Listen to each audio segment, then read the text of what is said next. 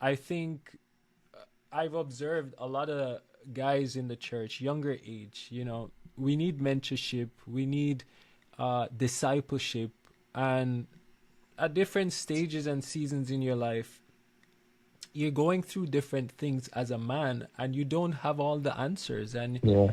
whether you're testing out what your friends are saying or what society is saying, and you're not really sure, do I go left, do I go right? And I think a lot of young men are in the church struggling in that place.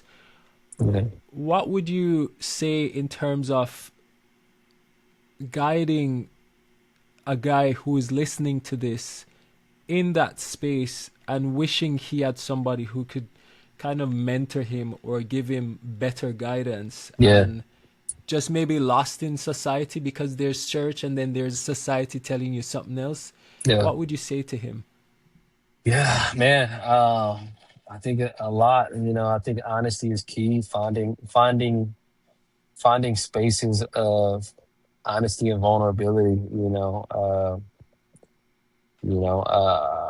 there's a lot of men struggling with pornography in church, Yeah.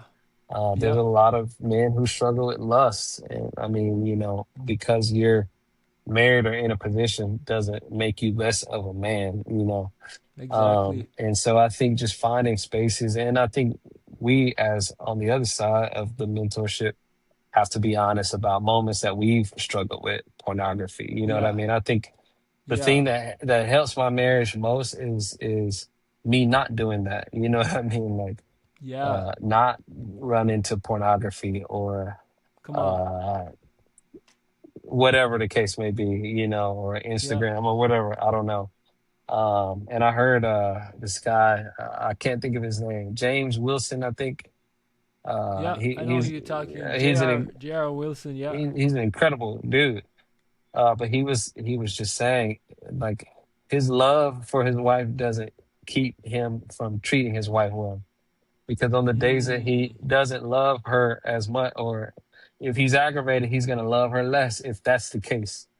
If Come if on. if your actions are totally uh if the foundation of your actions are your feelings, then they will always fail you. Wow. Wow. and Wow. and like the fear of the Lord has to be the foundation of your feelings. And so it's like, I don't watch porn because I think it'll hurt my wife. I don't watch Yeah. porn because I feel the Lord. I don't watch porn Yeah. because I am a man who runs after God's heart. I don't treat my kids well because they're doing good at school, or you know what I Yeah. mean? Like, I treat them well because I fear the Lord. And I That's think right. when your foundation is the fear of God and not like this person's opinion, or this person's being nice to you, or then it'll always fail you. Hmm. Wow. I love that response. That's a really good one because I think not many of us grew up with this healthy perspective on who God is and the fear of the Lord. So Yeah, sometimes we don't even know how to get deeper in our relationship with Him, because it's part of it too in the fear of the Lord is that the Holy Spirit is convicting you yeah, when you're either doing something that you shouldn't do or considering doing it. yeah, And it's that depth in the relationship that you have that brings the fear of the Lord, yeah, because your mind is really being renewed. And I think for anybody who is listening in, it is a journey of renewing of the mind. yeah, So absolutely.